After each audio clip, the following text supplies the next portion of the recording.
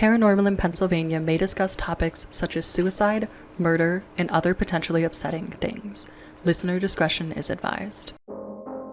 Hello, and welcome to Paranormal in Pennsylvania, where we discuss history and haunts. Today's story takes us to the Pocono Mountains. I'm Sarah. And I'm David. Let's get into it.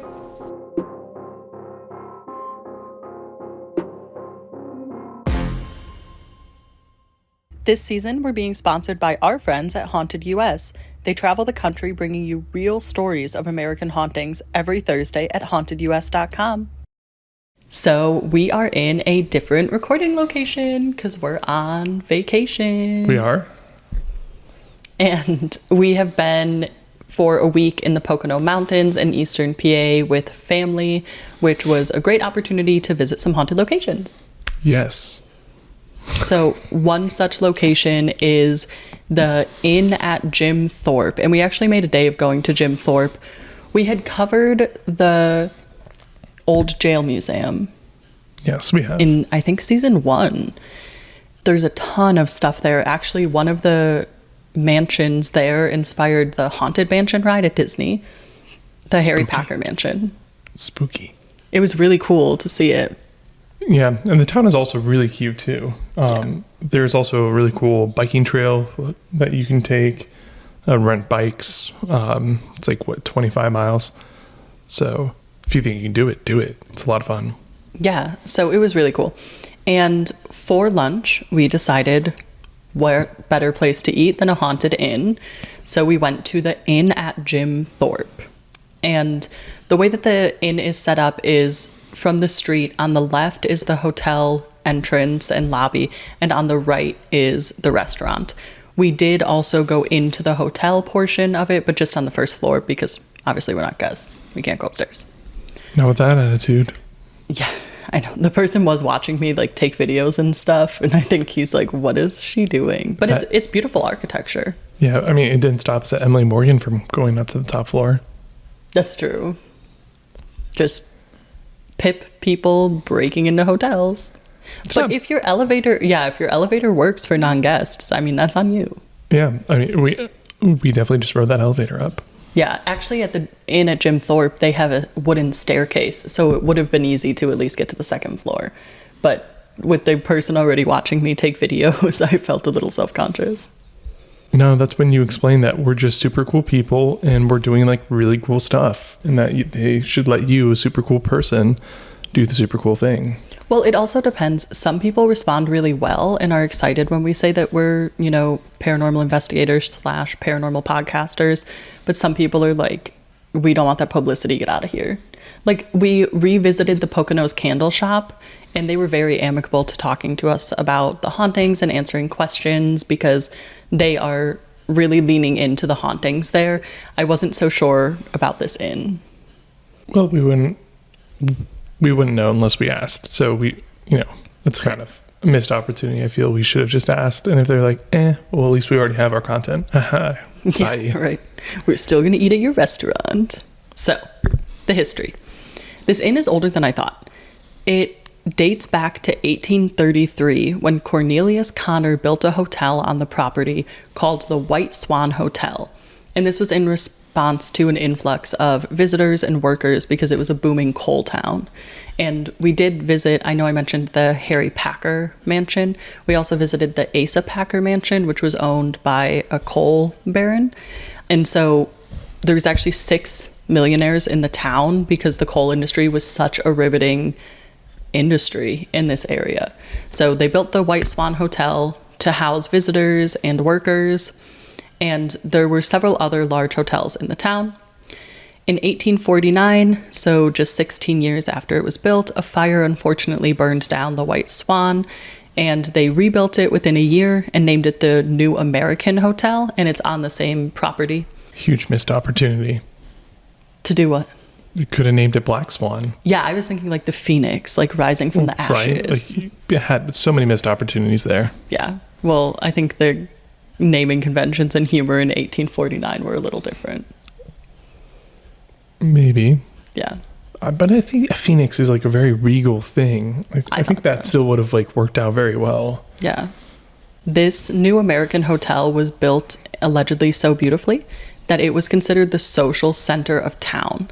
And people such as Ulysses S. Grant, President Taft, Buffalo Bill, Thomas Edison, and John D. Rockefeller all stayed here. Those are names. Those are some big names. I know. I was kind of surprised. And it's a pretty nice spread of names, you know. That'd also be really cool town to visit and stay in that hotel knowing that you're in the social hub. Right. So, like, you just go downstairs and hang out with everybody in the town. That's awesome. Yeah, people come to you. You don't go to them. Right. Well, Very technically, exclusive. like, you leave your room and go to them. Right, but very exclusive. During the Great Depression, the inn fell on hard times and kind of went into disrepair. In 1988, John Drury bought the hotel and restored it. It's a Victorian-style hotel, so he really stayed true to that and tried to keep it as close to the original New American Hotel as possible. John Drury. I know. I was thinking Drury Hotels, but it didn't say if they're linked. We should look up the founder of Drury Hotels. Yeah. The creator. That'd be really interesting if it's just like so happens to be the man who created the Drury Hotel chain. No. Not him. Drury Okay. Hotel founders are Charles, Robert, and James. Okay. Well, I just thought it was Coincidence. interesting because it's like a famous hotel name. That's like if someone with the last name Hilton built a hotel. It's like... So the restaurant was restored 2 decades later, bringing the inn back to its full glory. Because it was always used, since it was also a coal town, it was used as a watering hole for people stopping by on the trains, etc. They would go to this really beautiful, magnificent hotel, see all the coal barons and stuff, get a drink and a meal, and then get back on a later train. So it was finally restored to its full splendor. And today it stands at 24 Broadway and has 4 stories and 45 rooms. True to the initial design of the New American Hotel, each room is unique in the Victorian style. And like I said, the restaurant is to the right of the inn and offers breakfast, lunch, and dinner. And they also have live music throughout the week. that's fun. Yeah, and I will say, the restaurant was pretty good. They had local brews on tap. They had, you know, good food. Yeah. Quite a large menu as well. Yeah, they had a pretty large mocktail menu too, which is something I always love. That did surprise me. Yeah, it was good. I would recommend it. And the inside is really beautiful. There's a lot of old, dark wood. So if you need somewhere to eat, why not eat at a haunted location? That's what we always say. So, moving into the paranormal story. And I was really surprised at the amount of information that there was on this. I thought, you know, it's a little town. It's going to be shadow figures and spirit orbs, but there's so much. And I'm going to start with my experience. I mean, I'll take that over what you just said. Like, there's a report of an orb every once in a while. Oh, yeah, absolutely. Well, we wouldn't be covering it for an episode if it was just that. So I will say, we walked in to the restaurant entrance, and then you can take a left to go immediately into the lobby.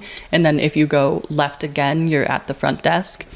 We turned into the lobby, and the front doors, it's double doors, old wooden doors, swung open. And I turned around to my dad like, oh my gosh, I can't believe that just happened. They're on a sensor. It's a motion sensor. But I'm making myself sound dumb. You were totally sold, though. You were like, oh, wow, what a really cool experience to have. I was gagged. I was so shocked. Agatha Christie. I was like, oh my gosh. And then my dad, I think trying to make me feel not dumb, was like, I think it's on a motion sensor, Sarah. And I was like, I just feel like I think of sliding doors as a motion sensor, not a double door entry, but it is really beautiful to see them open because it's these old, beautiful wooden doors. So it is nice. It does make you feel like, ooh, like I'm fancy. Yeah, I'm at the social epicenter of the town. So that is not a haunting. But let's get into the real hauntings. The inn even states that it's haunted on its website, which we know I love because I love when they lean into this. Most reports actually seem to come from guests versus staff, and I think that's because a lot of them happen at night in the rooms. But I'll be interested in your opinion on it once we go through all the hauntings. One is that the TVs turn themselves on and off. Now, This can happen at hotels. We've had this happen to us many times, especially if you're staying at a chain hotel like a Marriott. It'll say like, welcome, your name here. And I feel like sometimes it just cycles and the TV turns back on. But this doesn't strike me as a type of hotel that does that. What do you think? I don't know. It could easily do it. So she's referencing when we were at a hotel in Dallas and the TV kept turning back on to say welcome. We assumed that it was purely just a part of like the welcome package, like they can remotely turn the TV on, and I guess it was set to some sort of auto, and it just kept turning back on through the night. It was very frustrating. Yeah, but this, I think, with older electricity, it feels more paranormal, but I still, with electric hauntings like that, I'm always iffy because you never know if it's like old wiring or is it set up to turn on and off. So I think that one I could take or leave. Yeah, I'm always so skeptical when it comes to, electrical hauntings, and I guess that's kind of me. I don't know. It's kind of like wah-wah on a lot of our electrical hauntings, but I'm just like, it could just be bad wiring. Yeah. Well, it's our job to be skeptical. It is true. And this next one is a bit more concrete. So another large claim from the guests is that objects are moved around by the spirits at night. And I think this is completely plausible. I think if a spirit there is a trickster, or if it's someone that's just confused as to why these people are in its space, they're moving around their stuff at night. Or even a maid organizing. Specifically, one item that moves is chairs being turned upside down. And I couldn't think of a reason for this for the life of me. Okay. I was ready for you to say like, it was, a glass of ice water on an older dresser with a slight slant and then slides along and the condensation falls off. No. Chair flipping is a little bit harder to explain. And I tried digging into it to see, like, are people seeing the chairs lift and levitate? Is it just that you wake up and all the chairs are flipped upside down? I think it's the latter. I think it's the latter too. Otherwise, that definitely would have been a story that they put on the website. Like, the person woke up and saw the chair levitating. Yeah. That's newsworthy, right? So I wonder, it's almost like a closing time type thing to me, You like flip the chairs up on the tables. So I'm wondering if it's, again, the spirit of old staff members, like, okay, we're closing up for the night, something like that. It's current staff members, that's why they never make a report, and there's a secret door into every room so that they can flip the chairs. Really sell you on the experience. That's a big conspiracy. Imagine how challenging it would be to build the tunnels in this old Victorian inn, right? Like to walk through the walls.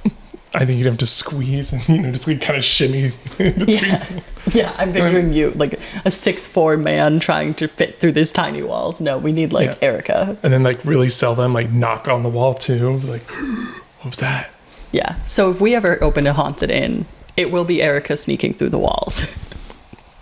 No, wait, we don't tell Erica about the halls and then we have her stay. Yeah, but she's the only one that's going to fit. We're both so tall. Then we get somebody else to do it. Then we get someone else. We hire someone just to do it. We get a kid to do it. Oh man, our kids would be so interested in that if we have kids one day. Poor Erica. She loves us. Hi listeners. We're so excited to tell you about our partnership with Haunted US. Haunted US is an online publication that brings you credible articles on the history and specific paranormal claims of haunted locations across the country. We've even used them to research some of our episodes. Visit hauntedus.com for new haunted places every Thursday. So the next haunting is hauntings captured through photography. And I always think that this is interesting because it's more concrete type evidence. People have captured spirit orbs and shadow figures in multiple locations throughout the hotel. Some have even captured orbs on their bed. So they're taking just a picture of the room. It's this beautiful Victorian room. And then they see either one orb or multiple orbs around their bed. I think I could see past the orbs if we were staying in a room and think, okay, that's fine. But I think if I saw a shadow figure in our room, I would feel a little differently.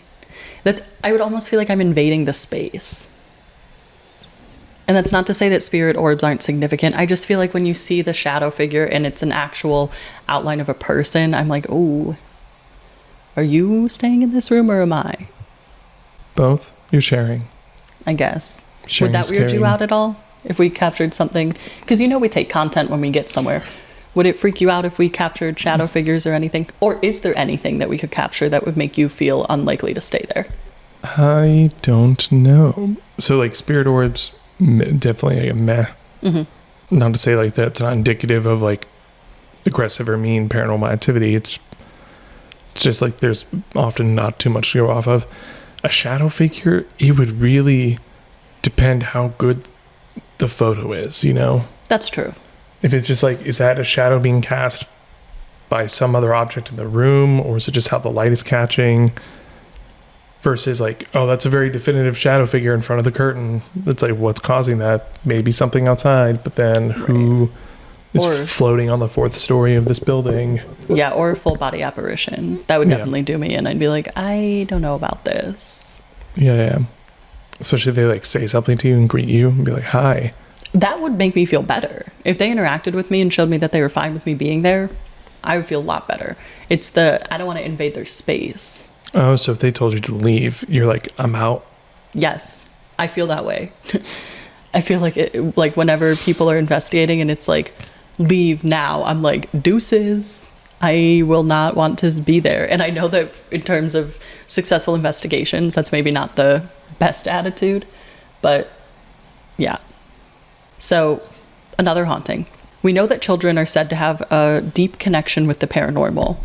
And a large claim that I found across multiple articles and websites is that children report that there are, quote, ghosts in their bed, which I can imagine is terrifying for parent and child alike. Yeah, because like when you say it's a ghost, is it a adult ghost, a child ghost, somewhere in between? It didn't say. And we're still in like the general hauntings right now, but we will get to more specific spirits that are there. And there is this spirit of a little kid. So I'm wondering if it's that and they're just like, oh my gosh, kids. Sleepover. Yeah, I choose to think that. But I think it would be startling to hear that from our child.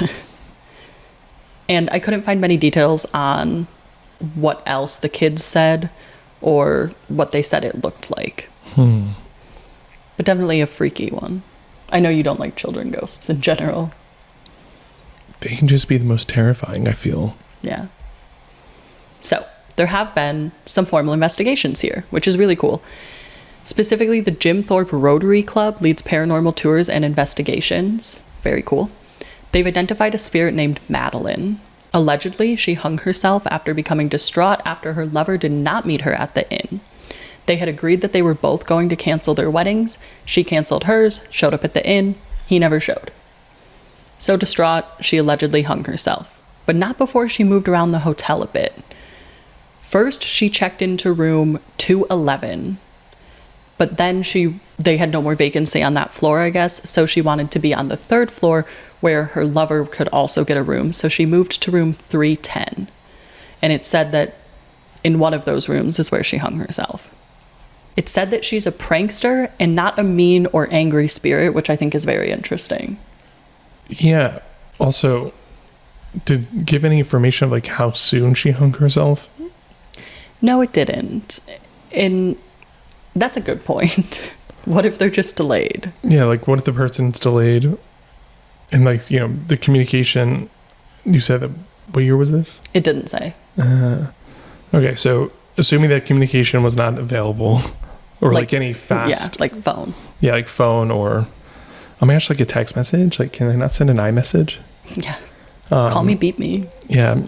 So assuming that they can't send any fast form of communication, a delay, if she like did it that night, that's kind of sad. Then what if the lover shows up and is like, oh, that's really unfortunate. Yeah, he's like, oh my gosh, I just called off my wedding for nothing. Or, yeah, do you just like turn around and be like to the other woman and be like, I made a terrible mistake. I'm sorry. I really do want to devote myself. And then you just go get married. Oh, I hate it. That's dark. No, I think what most likely happened is he never called off his wedding and he never showed. So she is said to specifically flood bathrooms. So people will either check into their room or return to their room to find the sink overflowing and the tub overflowing. And investigators believe it's representative of her tears that she was crying.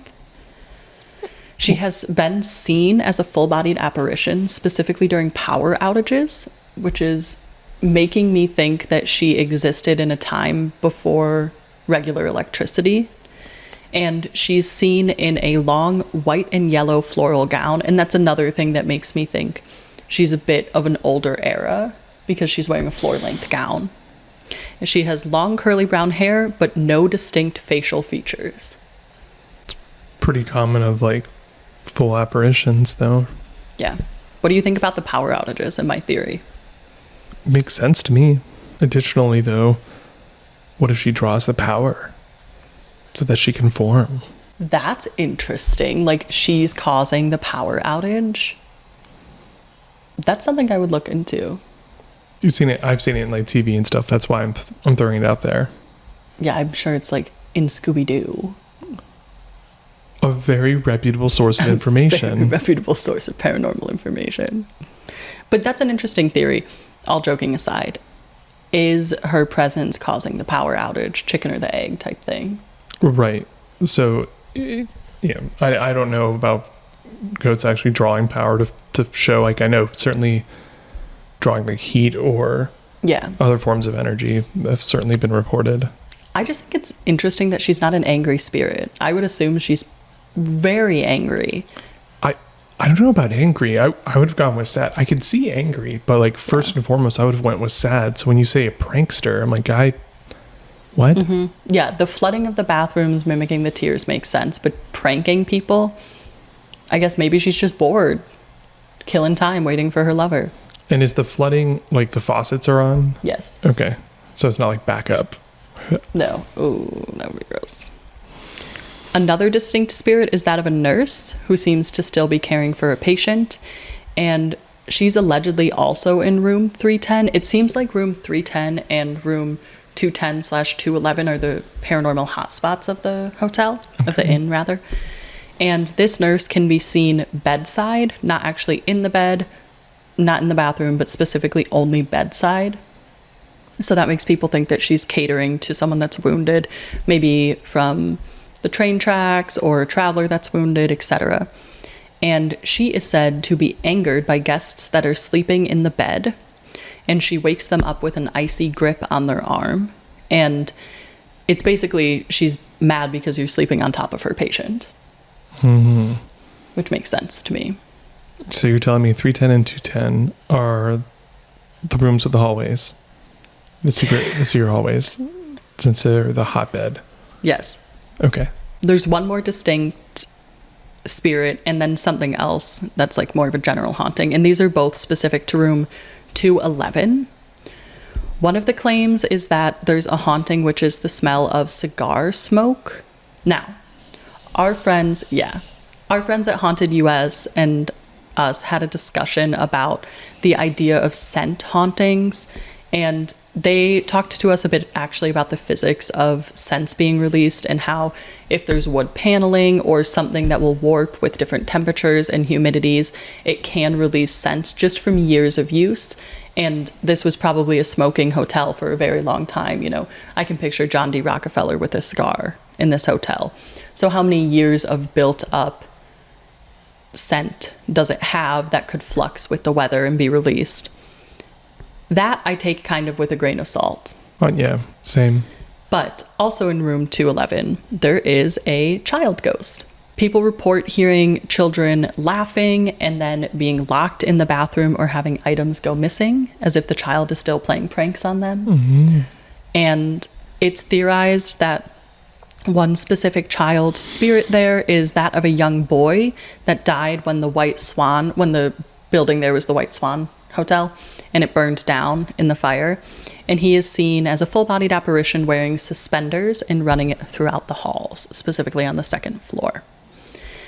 I like this because I like the idea that he's still happily playing at the inn. Yeah, that's far better than alternatives. It seems like with all of the spirits that are there, no one's really angry or mean. Like, the nurse is just trying to do her job. The little boy is just trying to play a game. Madeline is a prankster and sad. And then the other ones are just, the more generic hauntings are just turning TVs on and off and moving items. Yeah. When the hotel burned down, did it say how many people died in it? It did not. Let me see if I can find it. Because I'm like connecting a lot of things and it makes sense, but the turning chairs upside down still doesn't make sense to me. Yeah. As to any of like the named apparitions. Yeah. No. I don't think it goes with actually, no. anything. It could be the prankster. Madeline? Yes. That's true. She's just like, haha, gotcha. Oh, this is so funny. Turns the chair upside down. Tee, and then just like runs out. It's funny. It's funny because I'm wondering if the humor is from a different era. Like, if in the 1800s, that would be funny to people like, you have nowhere to sit. You know? And for us, we're just like, how random. Yeah. So, that's the paranormal stories of the Inn at Jim Thorpe. Would you visit this place of paranormal phenomena? Maybe. Really? Only a maybe? I would stay there overnight. Oh, yeah. I mean, I would definitely stay over there overnight. But yeah, I think there's a lot to do in the town that makes me want to go back. But also, I think the spirits there sound fun to interact with. Mm-hmm. They seem pretty open to other guests being there. We're not infringing on their space. So I would love to go there. And since the inn leans into the paranormal stuff, I do think that we could have pushed a little bit and it have been well received. Inquired. Yes. So yeah, I would definitely go back. Any final thoughts about the Inn at Jim Thorpe? No. All right. Well, thank you for tuning in for this week's episode of Paranormal in Pennsylvania. Tune in next Thursday to see what history and hauntings we discuss next. Stay spooky. Spooky.